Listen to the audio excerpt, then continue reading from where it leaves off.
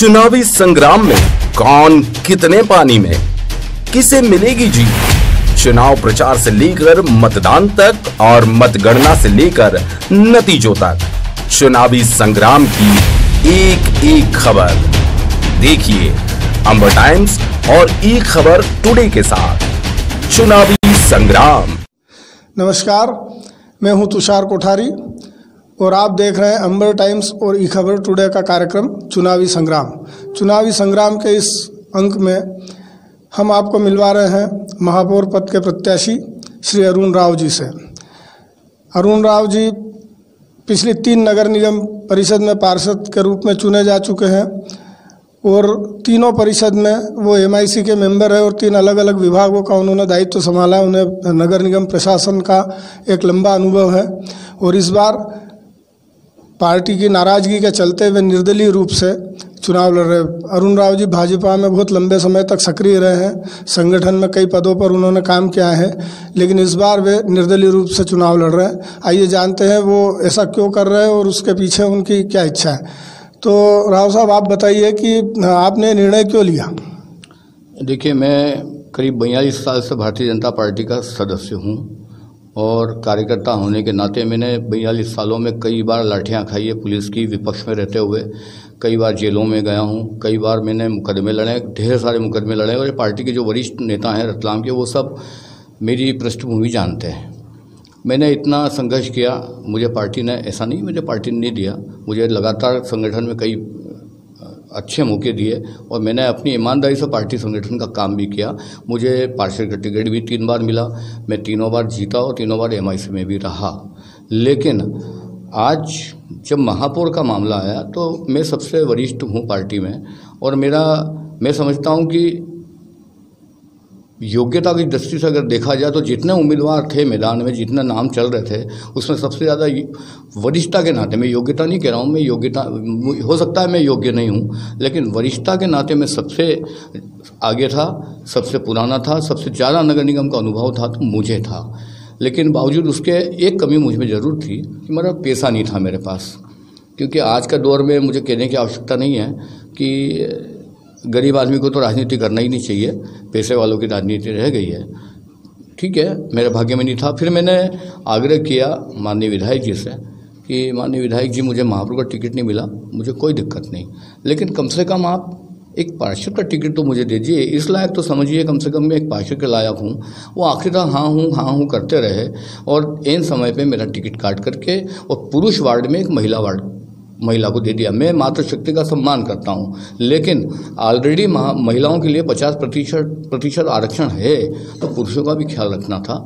मुझे टिकट नहीं दिया। आज कम से कम नगर निगम में कांग्रेस से मुकाबला करने के लिए आपको एक अच्छे अनुभवी कार्यकर्ताओं की आवश्यकता थी। मुझे ही नहीं, रतलाम के जो भाजपा के पुराने अनुभवी कार्यकर्ता रहे, जो नगर निगम पार्षद कई बार चुने जा चुके हैं, उनको भी दरकिनार कर दिया और घर बिठा दिया। तो स्वाभाविक रूप से जनता के दबाव में आकर और जनता की मांग पर मैं, ऐसा कोई बयान नहीं है मेरा, ये मेरे पास तो मेरे मोबाइल में जो जितने मैसेज आए हुए हैं रतलाम के अच्छे लोगों के और फ़ोन आए हैं, उन्होंने कहा कि आप पीछे मत हटना, हम आपके साथ हैं, आपको चुनाव लड़ना चाहिए। मुझे भले ही 1 वोट मिले, 1000 वोट मिले, मैं मैदान में डटा हूँ और मैं जनता के उम्मीदवार के रूप में मैदान में हूँ और कार्यकर्ताओं के सम्मान में मुझे पार्टी के विरुद्ध मैदान में आना पड़ा। तो राव साहब, आपने बताया कि जनता की आवाज़ के पे आप चुनाव लड़ने आए हैं। यहाँ चुनाव के मैदान में एक तरफ भाजपा है, साधन संपन्न पार्टी, दूसरी तरफ कांग्रेस है, वो भी राष्ट्रीय पार्टी है। इन 2 बड़े खिलाड़ियों के बीच में आप निर्दलीय और आप खुद कह रहे हैं कि आप आर्थिक रूप से इतना सक्षम नहीं हैं, तो आप क्या समझते हैं आप चुनाव में क्या कमाल दिखा पाएंगे? देखिए, जहाँ तक मैं समझता हूँ कि राजनीति में टिकट का बंटवारा भले पैसों के माध्यम से हो जाता हो, लेकिन वोट पैसों में नहीं खरीदे जाते हैं, जनता वोट देती है। कई उदाहरण रतलाम के हैं। मैं अपना खुद का उदाहरण दूं, 2004 में मुझे पार्टी ने टिकट दिया, लेकिन ऐसे वार्ड से दिया था जहाँ मैं जीतने मुझे मुश्किल आती, हो सकता है मैं शहीद हो जाता, मुझे जानबूझ कर दिया। तो मैंने पार्टी से आग्रह किया कि मेरा टिकट चेंज करके मुझे जिस वार्ड से मैं चाहता हूँ उसे, मेरा जहाँ निवास है वहाँ से दीजिए। नहीं दिया, तो मुझे व्यापारियों ने दबाव बनाया और व्यापारियों ने कहा कि नहीं, हम आपके साथ हैं, आप चुनाव लड़ो और नहीं लड़ोगे तो हम आपसे दूर हो जाएंगे। तब मैं चुनाव लड़ा और ये ऊपर वाले का आशीर्वाद था और जनता का भी आशीर्वाद था कि मैं भाजपा के गढ़ में और भाजपा के उम्मीदवार को हरा करके कांग्रेस की जमानत जब्त करवा के चुनाव जीता था। तो इस बार आपकी क्या योजना, अगर आप महापौर बन जाते हैं तो आपके मन में क्या, रतलाम के लिए क्या योजना है? मैंने परिषद में रहते हुए कई तरह की कल्पनाएं की थी और जिस परिषद में रहा उस परिषद के जो महापौर थे तत्कालीन, मैंने उनसे भी कई बार आग्रह किया कि ये इस तरह के प्लान होना चाहिए, लेकिन उन्होंने कभी ध्यान दिया नहीं। अब मैं ये चाहता हूँ कि अगर जनता ने मुझे आशीर्वाद दिया तो मैं वहाँ पहुँच करके और अपने जो सपने हैं उनको पूरा करने का काम करूँगा। मैं एक उदाहरण देता हूँ आपको। रतलाम में लगभग 55 अविकसित कॉलोनियाँ हैं। अवैध कॉलोनियों को तो आपने नियमित करने का काम किया सरकार ने, सरकार इसके लिए बधाई के पात्र है, लेकिन आज भी वहाँ कोई मकान बनाना चाहता है तो उसको स्वीकृति नहीं मिलती, अनुमति नहीं मिलती। सिर्फ नियमितीकरण हुआ है, वैध नहीं हुई है।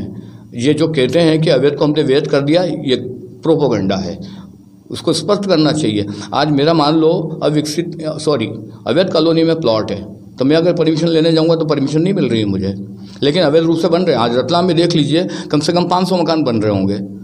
तो भाई जब नगर निगम के अधिकारी क्या सो रहे हैं, हमारे रतलाम के जो जिम्मेदार हैं जनप्रतिनिधि वो क्या सो रहे हैं, उनको समझ में नहीं आ रही है कि हमने जब परमिशन दी तो मकान बन कैसे रहे हैं, और पूरा बन जाता है उसके बाद उसको आपको तोड़ने की कार्रवाई करते हैं। तो मेरा यह आग्रह है कि जो 55 कॉलोनियाँ हैं अविकसित, लगभग 55 हैं, उन सबको भी वैध करने का काम सरकार को करना चाहिए और इसके लिए मैं दबाव बनाने की कोशिश करूंगा। अगर मैं महापौर बनता हूं तो प्रदेश के सारे महापौरों को साथ लेकर के, और मेरा प्रयास होगा कि माननीय मुख्यमंत्री जी से आग्रह करूं कि अवैध कॉलोनियों को भी वैध करें, नियमितीकरण नहीं वैध करें, और अविकसित कॉलोनियों को भी वैध करें। और इसके अलावा भी और कई सपने हैं। मैं एक छोटे उदाहरण दूँ। आज रतलाम में इतना ट्रैफिक हो गया है, रतलाम में ट्रैफिक इतना होने के बाद सारे जितने भी इलेक्ट्रॉनिक सिग्नल जो लगे हुए हैं सब बंद पड़े हैं, या तो लगे नहीं हैं या बंद पड़े हैं। कई बार कहा जिम्मेदारों की तरफ से आता है बयान कि हम लगा रहे हैं। अरे भाई क्यों नहीं लगा रहे हो? कई बार नगर निगम ने लगाए, सही लाखों रुपए पूरे कर दिए, वो बंद पड़े हुए हैं सारे। तो उनको भी लगाने का काम किया जाएगा। ये 2-3 चौराहे की बात कर रहे हैं, मैं कह रहा हूँ 15 चौराहे पर हम लगवाएंगे। हमने उसकी सूची बनाई है कि कहाँ कहाँ आवश्यकता है। इसके अलावा अब आप छोटी बातें हैं, आप शहर में घूमते होंगे तो स्पीड ब्रेकर बने हुए हैं रेडीमेड, जबकि वो सुप्रीम कोर्ट के आदेश जो है उसका जो शेप है उसके विपरीत बने हुए हैं। उससे एक्सीडेंट होने का खतरा होता है। लोग 1-2 एक्सीडेंट हो भी चुके हैं, रीढ़ की हड्डी में उनको प्रॉब्लम हो सकती है। मैंने माननीय विधायक जी से भी आग्रह किया, लिखित में जाकर बोला, मैंने कहा साहब आप अपने प्रभाव का उपयोग करें और इनको हटाने का काम करें। बीच में मैंने प्रेस को जारी किया था अपनी तरफ से बयान, और तब डार्ट साहब थे, कलेक्टर साहब, उन्होंने मेरी बात को संज्ञान में लिया। उन्होंने मुझे बुलाया, उन्होंने कहा कि ये बिल्कुल आपने सही बात कही है। कमिश्नर साहब को उन्होंने कह करके कुछ तो उन्होंने उखड़वा दिए थे, आज भी उखड़े पड़े हैं। और चूंकि डॉक्टर साहब चले गए, उसके बाद मामला ठंडे बस्ते में चला गया। फिर मैंने माननीय विधायक जी से कहा कि ये अधूरे पड़े हैं, वो कीले निकल आई है, गाड़ियों पे कीले लग रही है, पंचर हो रहे हैं, कोई ध्यान देने वाला नहीं है। तो ऐसे स्पीड ब्रेकरों को भी हटाने का काम किया जाएगा। और जो सुप्रीम कोर्ट का आदेश है, जो शेप है उनका, उस शेप के मान से हम बनाने का काम करेंगे। आपने ये 2 बातें, और मैं जान रहा हूँ आप बिल्कुल संक्षिप्त में ये बताया कि और आपकी क्या क्या योजना, एकदम संक्षिप्त में। मैं संक्षिप्त में इतना बताना चाहूँगा, अगर संक्षिप्त में आप कह रहे हैं तो, नगर निगम का जो लोक निर्माण विभाग है वो परमिशन देता है।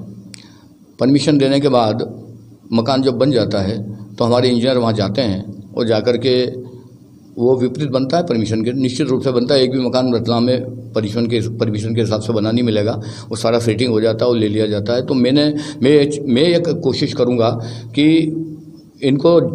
इनकी जिम्मेदारी नियुक्त करूँगा, जितने भी नगर निगम के इंजीनियर, सिटी इंजीनियर है और कमिश्नर। अगर किसी कॉलोनी में कोई मकान अवैध रूप से बन रहा है शुरुआत में ही, तो उसको चेक करके और रिपोर्ट दे, और अगर उन्होंने रिपोर्ट दी कि ये ठीक है और आगे जाकर के अवैध बन जाता है या परमिशन के विपरीत बनता है तो उसकी जिम्मेदारी तय होगी, और अगर नहीं तो फिर सारे परमिशन के हिसाब से बनेंगे, ऐसा मैं मानता हूँ। तो आपने यहाँ पे समय दिया हमको, यहाँ हमारे साथ आए, इसके लिए बहुत बहुत धन्यवाद।